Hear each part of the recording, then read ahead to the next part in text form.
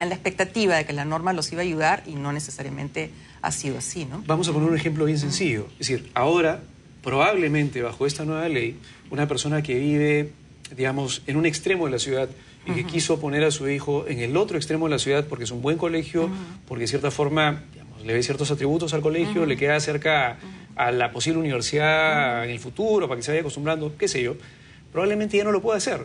Así es. Porque van a tener prioridad, probablemente, dado que van a haber nuevos filtros, la gente que viva cerca de ese otro colegio. Así es. Con lo cual, de cierta forma, va a haber una exclusión natural de las personas que viven fuera de los distritos donde están ciertos colegios, Podría de repente darse. a los cuales Podría la gente darse, igual que ir. con el tema de la priorización de los exalumnos y los hijos de exalumnos, podría darse, ¿no? Ahora, eso ya se había estado dando en realidad, porque siempre había una serie de vacantes en mucha iniciales, menor ¿no? medida, ¿no? Porque la mayoría de colegios además tienen una población muy grande de hijos de exalumnos y ni siquiera podría comprometerse a recibir a todos los hijos de exalumnos, ¿no? Entonces realmente podía haber sido un factor que pesaba en alguna proporción en el proceso de admisión, pero no era determinante, mientras que como ahora no puedes conocer a los niños previamente, obviamente estos otros factores que podrían haberse tomado en cuenta antes, como digo, se convierten en los prioritarios, ¿no? Y ya no hay la chance siquiera de considerar otros factores, ¿no? Si queremos resolver el problema de raíz, entonces, el quid del asunto acá es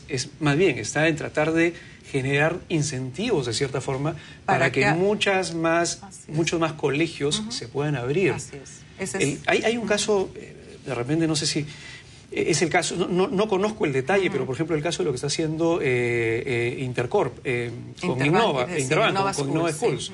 Sí. Digamos, es un ejemplo que creo, o varios grupos que están comenzando a replicar colegios vía esquemas de franquicia. Sí. Es un esquema interesante de crecimiento. Incluso ahí tienes un ejemplo donde estamos hablando de otro nivel de pensiones, ¿no? Y sin embargo, la idea de una gestión, ¿no? Privada, eficiente, con libertad, con posibilidad de innovar, de diferenciarse unos colegios de otros, ¿no? Es la misma, ¿no? Entonces no es un tema tampoco del monto exactamente de pensión que van a pagar los padres de familia. Incluso ni siquiera es un tema de si es público o privado, ¿no? Porque incluso una escuela pública pensada más autónomamente, con más capacidad de diferenciarse, de innovar, también podría ser una solución interesante, esta competencia sana que va a repercutir en la mejora de la calidad, ¿no? Entiendo, inclusive ahora, he escuchado algunos colegios públicos que están teniendo un sistema de educación bien interesante, donde los chicos están saliendo bien formados, inclusive para dar buenos exámenes de admisión para las universidades y con un esquema de una educación un poquito diferente, más tendida no al hecho de aprender y aprender y aprender, sino aprender a aprender. Hay de esfuerzos, analizar, ¿no? de entender Hay mejor esfuerzos del Ministerio de Educación de promover toda una reflexión respecto a nuevas formas, nuevos paradigmas de aprendizaje, y hay maestros muy comprometidos en escuelas públicas que están haciendo cosas interesantes. La cosa es cómo logramos que eso realmente se extienda y que sea la generalidad, ¿no? Y no los casos excepcionales. Hay dos temas más que quería tratar. Es el tema de la selección de los textos escolares. Hubo digamos, inicialmente todo el problema se originó porque los colegios, o los profesores dentro de los colegios, para ser más exacto, estaban cobrando a los padres de familia porque tenían que tener ciertos textos con nombre y apellido. Y es más, en las listas escolares venían el texto tal, de tal marca, de tal editorial, ese es el que tienes que comprar y no te acepto otra cosa. Y en realidad hubo mucho abuso con respecto a ese tema y había pues efectivamente un montón de plata debajo de la mesa que se estaba filtrando hacia los profesores porque esto se convirtió en un negocio. Esto no debería ser como en las universidades. Tú vas a una universidad y no te piden un texto, hay una biblioteca y en la biblioteca tú vas y agarras lo que se te dé la gana y por último todo el mundo fotocopia y nadie tiene ningún problema en que fotocopien, digamos, 1000 textos porque de cada texto se extrae lo mejor y punto. ¿No deberíamos ir hacia eso en los colegios? La educación escolar es diferente de la educación universitaria, ¿no? Y de hecho se está tendiendo cada vez más a que el trabajo no se limite a un texto, ¿no? Y el texto no se siga al pie de la letra y no se va página por página, etcétera. Pero con alumnos menores, sobre todo si hablamos de la primaria, tal vez en la secundaria se puede atender más a lo que tú dices, con alumnos menores sí el texto escolar es una herramienta de mucha ayuda y los textos escolares además también han evolucionado mucho. Hay muy buenos textos que incluso tienen conexiones con otras herramientas, con otros recursos, con páginas web, etcétera. Entonces sí es un texto bueno, interesante y una buena herramienta para el aprendizaje, ¿no? De hecho, los colegios colegios determinan un texto, y eso además está previsto por la ley, que se determine un texto que es el que va a usar el alumno de tercer grado de matemáticas en esta aula. Y eso es correcto porque se necesita un trabajo común, ¿no? Porque se trabaja en equipo, se trabaja con metas que se van logrando conjuntamente. Entonces, sí tiene sentido tener un texto. Ese no es el problema, ¿no?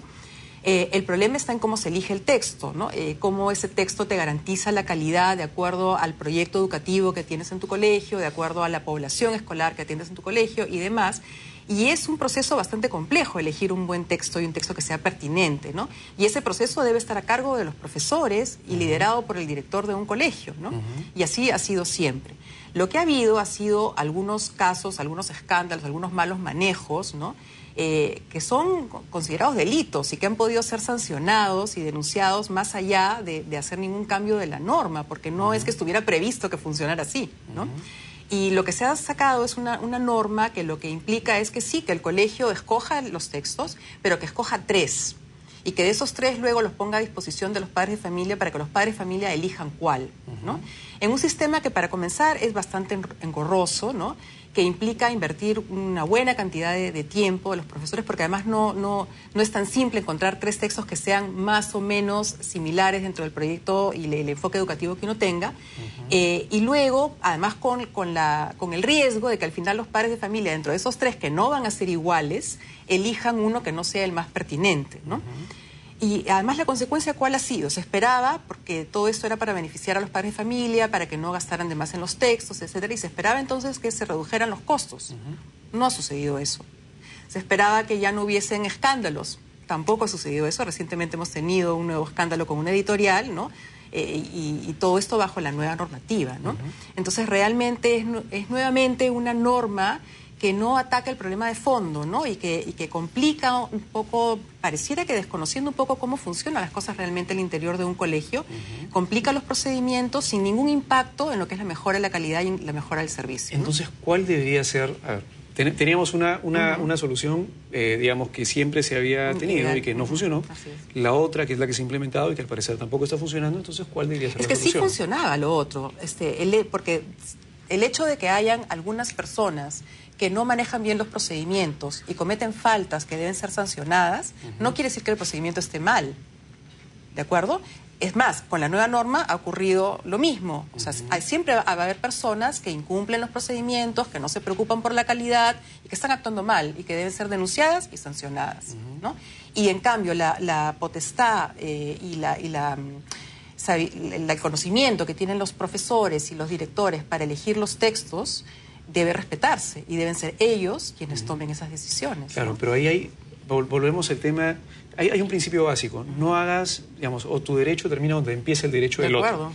Y ahí hay un tema de derecho de los padres de familia también. Entonces, así como los colegios, yo estoy completamente de acuerdo en que deberían tener la libertad para hacer, digamos, para que haya más colegios, para decidir una serie de cosas, entre ellos el tema de cómo hacer su examen de ingreso, porque potestad debería ser de los colegios. En el caso de los textos y todo lo que tiene que ver con un costo adicional, sobre todo cuando no es previsto ex ante por los padres de familia, debería haber algún tipo de libertad también del padre de familia como consumidor, porque pide un servicio educativo y la pregunta es si ese servicio educativo está desligado del texto o está incluido, porque si estuviera incluido, entonces cóbrame toda la pensión e inclúyeme todo, que es lo que haces de en hecho, muchos lo que colegios. hacemos muchos colegios, y creo que ¿no? lo óptimo, ¿no? Y es un sistema muy sano, ¿no? Y lo que podría hacerse es promover este sistema, hacerlo más conocido, difundirlo más y de alguna manera generar una presión social, si se quiere, para que los colegios adopten este tipo de sistemas, ¿no? Esa es una buena solución. Yo como ¿no? padre de familia, y lo soy, y he tenido a mi hijo igual con el tema de los exámenes de admisión y con todo el problema que hay ahora con el tema del tema educativo, digamos, igual se necesita el hecho de que sea transparente el servicio. De acuerdo. Porque el poder de negociación de los colegios es bastante alto. Y es evidente, es bastante alto. Ahora, eso pero es un tema de oferta y demanda, ¿no? De acuerdo, pero te digo algo, ¿no? Hay un tema de fondo acá, que es el tema de la confianza que se requiere en el servicio educativo. El padre de familia y el colegio y los profesores en el colegio tenemos que poder trabajar conjuntamente. O sea, no hay otra manera en que podamos educar bien a un niño, ¿no?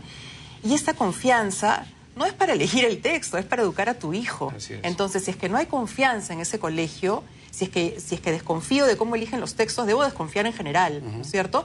Y debo entonces preguntarme si mi hijo debe estar en ese colegio, en realidad, ¿no? Y esa es la mejor manera de control que tienen los padres de familia respecto al servicio educativo de un colegio.